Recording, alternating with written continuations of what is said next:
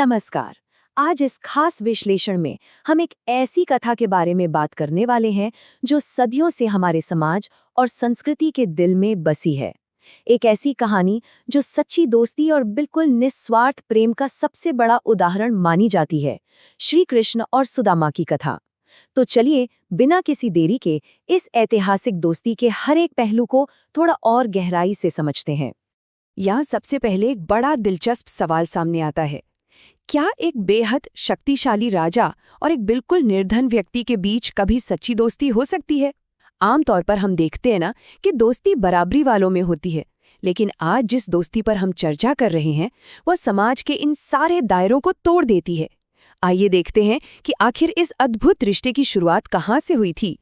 कहानी शुरू होती है संदीपानी मुनि के आश्रम से। ये वही जगह थी जहाँ बाल कृष्ण और सुदामा ने एक साथ अपनी शिक्षा ली थी। अब यहाँ सबसे रोचक बात यह है कि कृष्ण एक राजकुमार थे और सुदामा एक गरीब ब्राह्मण के बेटे। फिर भी उनके बीच का प्रेम इतना गहरा था कि दोनों एक दूसरे के बिना एक पल भी नहीं रह सकते थे। उनका ये अटूट रिश्ता उनके बड़े होने या उनकी आगे की सामाजिक स्थिति तय होने से बहुत पहले ही बन चुका था। और उनकी दोस्ती कोई हवाई बातों पर नहीं टिकी थी, बल्कि ऐसी स्मृतियों से भरी थी जो उनके रिश्ते की पक्की नींव बन गई। एक किस्सा तो बहुत ही मशहूर है। एक बार दोनों जंगल में लकड़ियां इकट्ठी करने गए थे और अचानक भारी बारिश में फंस गए। जरा कल्पना कीजिए, उस भयंकर तूफान के बीच उन दोनों ने एक ही कंबल में रात गुजारी और भूख मिटाने के लिए थोड़े से चने आपस में बांट कर खाए। ये एक छोटा सा लेकिन सच में बेहद प्रभावशाली दृश्य है जो बताता है कि बुरे वक्त में एक दूसरे का साथ ही सबसे बड़ा सहारा होता है। शिक्षा पूरी होने के बाद कहानी एक नया और थोड़ा कठोर मोड़ लेती है। दोनों अपने अपने रास्तों पर निकल गए और यहाँ एक जमीन आसमान का अंतर देखने को मिलता है। एक तरफ कृष्ण द्वारका के महान और वैभवशाली राजा बन गए और दूसरी तरफ सुदामा अपने गांव लौट गए, जहां उनकी स्थिति बिल्कुल ही उलट थी। ये दोनों के जीवन मार्ग में आए एक बहुत बड़े फासले को बिल्कुल साफ तरीके से दिखाता है। समय बीतता गया और सुदामा का जीवन किसी आम गरीबी में नहीं बल्कि अत्यंत भयंकर दारिद्रता में गुजरने लगा। ये उनकी कड़ी सच्चाई थी कि कई कई दिन ऐसे निकल जाते थे जब घर में खाने को अन्न का एक छोटा सा दाना तक नहीं होता था। जरा सोच कर देखिए, उस परिवार के लिए हर नया दिन कितना भारी और कितना चुनौती भरा होता होगा। आखिर इस दुख और भूखमरी से हारकर एक दिन सुदामा की धैर्यवान पत्नी सुशीला उनसे बोल उठी, "You always talk of Dwarkadhish Krishna. He is God himself. Why don't you go to him? He will surely help."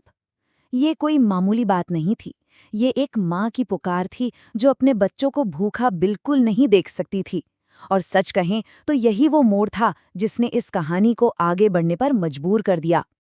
अब यहाँ गौर करने वाली बात यह है कि सुदामा का पहला रिएक्शन क्या था। शुरू में वो सच में बहुत हिचकिचाए, और क्यों ना हिचकिचाएं, वो किसी भी हाल में अपने दोस्त के सामने हाथ फैलाना नहीं चाहते थे। दोस्ती के बदले पैसे मांगना उन्हें बिल्कुल मंजूर नहीं था। लेकिन पत्नी के बार बार जोर देने पर, और उससे भी बड़ी बात, अपने बचपन के दोस्त से दोबारा मिलने की उस प्यारी सी उत्सुकता ने उन्हें सफर के लिए मना ही लिया। उनका असली उद्देश्य मदद मांगना नहीं, बल्कि सिर्फ अपने दोस्त के दर्शन करना था। लेकिन ये सफर कोई आम सफर नहीं था। इस चित्र को ध्यान से देखिए। पहले आश्रम की शिक्षा, फिर सालों की लंबी दूरी, उसके बाद भयंकर गरीबी, और अब नंगे पैर द्वारका तक की एक कठिन यात्रा। ये लंबा समय दर्शाता है कि बीचों बीच कितना वक्त बीत चुका था और सुदामा के लिए आगे का रास्ता कितना थका देने वाला और दुष्कर होने वाला था। पर किसी के घर, खासकर जब वो एक शक्तिशाली राजा हो, तो वहां खाली हाथ तो नहीं जा सकते ना। 4 मुट्ठी कच्चे चावल यानी तंदुल, ये इस कथा का शायद सबसे भावुक हिस्सा है। उनके पास भेंट देने के लिए कुछ भी नहीं था। सुशीला ने आड़ोस पड़ोस से मांगकर थोड़े से चावल इकट्ठे किए और उन्हें एक फटे पुराने कपड़े में बांधकर सुदामा को दे दिया। ये सिर्फ चावल के दाने नहीं थे, ये उनके आत्मसम्मान का प्रतीक था जो एक फटे कपड़े में लिपटा हुआ था। जरा उस दृश्य की कल्पना कीजिए, एक इतना लंबा, थका देने वाला सफर तय करके जब फटे कपड़ों वाले नंगे पैर सुदामा द्वारका के उस विशाल और चमचमाते महल के द्वार पर पहुंचे होंगे तो क्या हुआ होगा। द्वारपालों को तो उनकी हालत देखकर भरोसा ही नहीं हुआ। एक भिक्षुक जैसा दिखने वाला आम आदमी भला राजा कृष्ण का दोस्त कैसे हो सकता है? उन्होंने खूब मजाक उड़ाया, पर आखिर में किसी तरह संदेश अंदर तक पहुंचाने के लिए राजी दोरी गए। और फिर अंदर संदेश पहुंचते ही जो चमत्कार हुआ वो सच में हैरतअंगेज था। जैसे ही महल के अंदर कृष्ण के कानों में सुदामा नाम पड़ा, सब कुछ बदल गया। द्वारिका के उस महान राजा ने अपने सारे राजसी नियम, सारा प्रोटोकॉल एक झटके में तोड़ दिया। उन्होंने ना अपने जूते पहने, ना अपना मुकुट देखा, बस नंगे पैर दौड़ते हुए सीधा दरवाजे की तरफ भागे। पूरी द्वारिका नगरी दंग रह गई कि आखिर उनके राजा को अचानक हो क्या गया है। महल के अंदर का दृश्य तो और भी अद्भुत था। कृष्ण ने अपने उस निर्धन दोस्त को सीधा अपने राज सिंहासन पर बिठाया। सोचिए, एक तरफ महारानी रुक्मणी स्वयं उन्हें पंखा झेल रही हैं और दूसरी तरफ कृष्ण जमीन पर बैठकर अपने आंसुओं से सुदामा के उन पैरों को धो रहे हैं जिनमें लंबे सफर के दर्दनाक कांटे चुभे हुए थे। ये दृश्य इस बात का सबसे बड़ा प्रमाण है कि सच्ची दोस्ती में अहंकार और रुतबे की कहीं कोई जगह नहीं होती। इस शानदार अतिथि सत्कार के बीच कृष्णा अचानक बड़े ही उत्साह और एक प्यारी सी मुस्कुराहट के साथ पूछते हैं, भाभी ने मेरे लिए क्या भेजा है? ये उत्साह बिल्कुल किसी छोटे बच्चे जैसा था जिसे अपनी पसंदीदा चीज का इंतजार हो। कृष्णा अंतर्यामी थे। वो जानते थे कि सुदामा भेंट जरूर लाए हैं और वो जानते बूझते कहानी को वहां ले आते हैं जहां दोस्ती और सम्मान की आखिरी परीक्षा होनी थी। पर कृष्णा के इस सवाल ने सुदामा को एक बड़े धर्म संकट में डाल दिया। शर्म के मारे वो पानी पानी हो रहे थे। उन्होंने आसपास देखा, इतना बड़ा महल, सोने चांदी के बर्तन, नौकर चाकर, और उनके खुद के पास क्या था? वही एक फटे हुए कपड़े में बंधे 4 मुट्ठी सस्ते चावल। ये उनके अंदर की हीन भावना और सम्मान की एक ऐसी कशमकश थी जिसकी वजह से वो चुपचाप घबराकर उस पोटली को छुपाने की कोशिश कर रहे थे। लेकिन भला कृष्ण से कभी कुछ छुप सका है क्या? उन्होंने एक सच्चे दोस्त के हक से वो पोटली उनसे छीन ली और फिर शुरू हुआ एक अनोखा चमत्कार। जैसे ही कृष्ण ने खुशी से पहली मुट्ठी चावल खाए, सुदामा को अनजाने में ही एक लोक की पूरी संपत्ति मिल गई। दूसरी मुट्ठी खाते ही उन्हें दूसरे लोक की संपत्ति प्राप्त हो गई।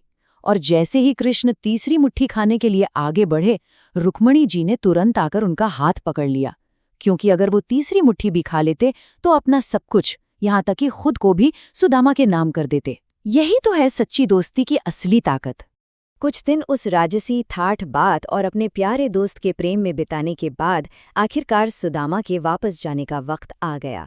लेकिन यहाँ गौर करने वाली सबसे बड़ी बात यह है कि इतने दिन साथ रहने के बावजूद सुदामा का स्वाभिमान इतना ऊंचा था कि उन्होंने कृष्णा से एक पैसा तक नहीं मांगा।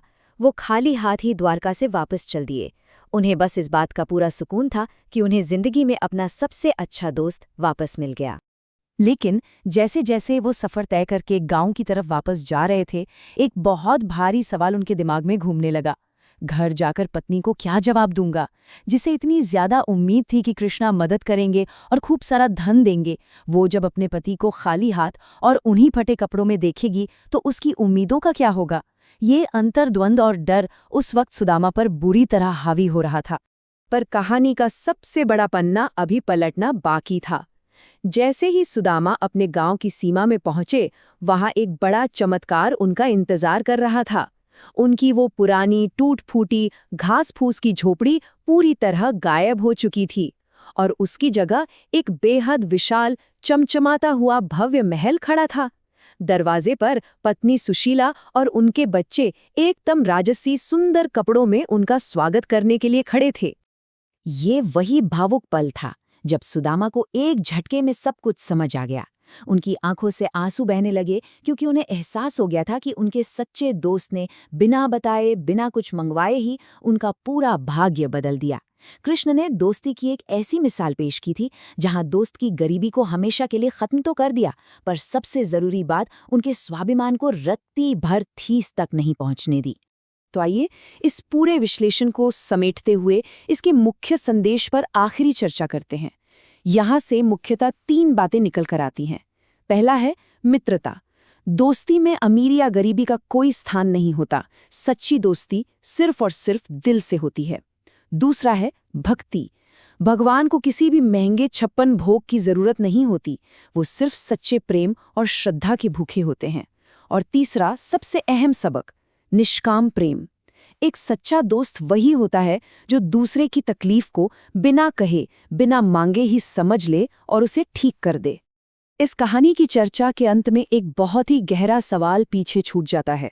आज की इस तेज तर्रार दुनिया में, जहां लगातार लोग दौलत और अपने स्टेटस के पीछे भाग रहे हैं, क्या आज भी इस तरह के निस्वार्थ, बिना मांगे मिलने वाले प्रेम की कोई गुंजाइश बची है? क्या ऐसी सच्ची दोस्ती पनप सकती है?